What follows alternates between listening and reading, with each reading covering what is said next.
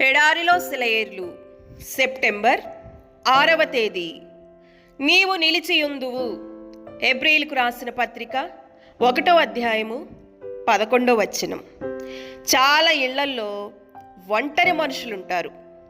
సాయంత్రం వేళల్లో మసకబారుతున్న ప్రకృతిలో తమ గదిలో ఒక్కరే కూర్చొని ఊబికి వచ్చే కన్నీళ్లను అదుపు చేయలేని వాళ్ళుంటారు.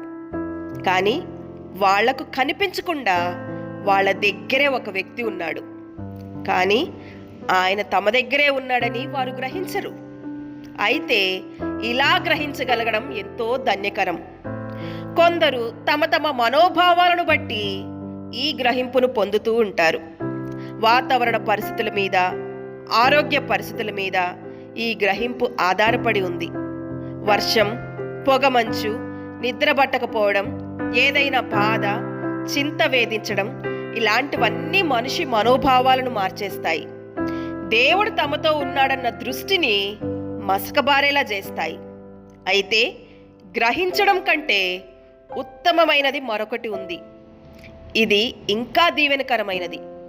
బాహ్య పరిస్థితుల ప్రభావం దీని మీద ఏమాత్రం ఉండదు. ఇది కలకాలం మారకుండా నిలిచి ఉంటుంది.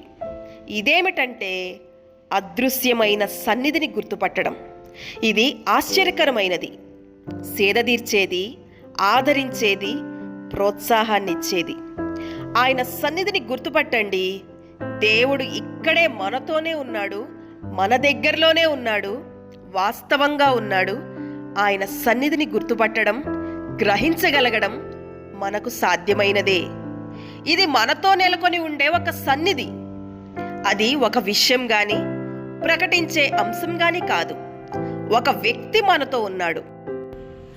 అర్ధహృదయుడైన స్నేహితుడు, సర్వశక్తిమంతుడైన ప్రభువు, అన్ని చోట్ల విలపిస్తూ ఉన్న ఆత్మలకు తోడుగా ఉన్నాడు. ఇది సంతోషకరమైన వార్త.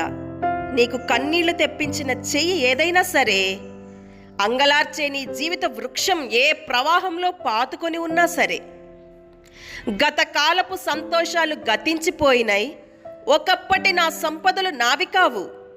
ఆకలిగొన్న హృదయం ఆక్రోశించింది, ప్రభు నీవే సదా నిలిచి ఉండేది. సేదతీర్చే ప్రవాహాలు ఎండిపోయినాయి, ఆదుకునే స్నేహితులు లేకపోయారు. నిర్మలాకాశంలో మబ్బులు నిండాయి, ప్రభు నీవే సదా నిలిచి ఉండేది. నా బలం నశించిపోయింది, నా పాదాల్లో శక్తి హరించిపోయింది. ఆదరణ లేని రోజుల్లో నేనెందుకు నిట్టూర్చాలి? నీవు ఎప్పుడూ నిలిచి ఉంటే. జీవన గమనంలో ఎవరు నన్ను వదిలినా, స్నేహాలు, సుఖ సంతోషాలు అన్నీ పోయినా, దుఃఖం నన్ను అంటదు, నా పాటలు ఆగిపోవు. ప్రభు నీవే నాతో ఎప్పుడూ ఉంటావు. దేవుడి మాటలను దీవించునుగాక. ఆమేన్.